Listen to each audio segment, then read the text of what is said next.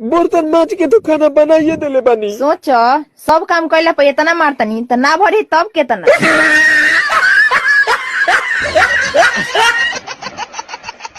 बबुओ लड़की नु देखे गए रहा पसंद पड़ल हिय। कहता कि शादी के बाद लड़की के बस में रहे के पड़ी।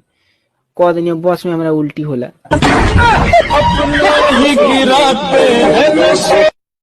ए जी का हो अपना दोस्तवा के काहे ना कि समझाओ तो जना लड़किया से शादी करतनी उ लड़किया बहुत खराब ही है।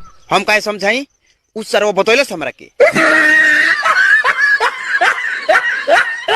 काजी हलुआ कैसन लागल ह? गुह खनी लागल हो। तब तरवा म्यूजियम में रहे के चाही। ऊ काहे?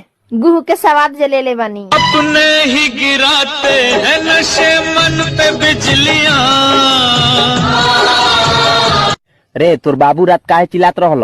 उनका हार्ट अटैक आई रहुए तो हॉस्पिटल ना ले गई? ले गई गोर के एक्सरा करा के लिया देमी। रे साला हार्ट अटैक नु भई रहुए हॉस्पिटल ले गई नु तले ठीक हो गवन तो सोचा कि ये गलिया त माई गोरी आइबे करी।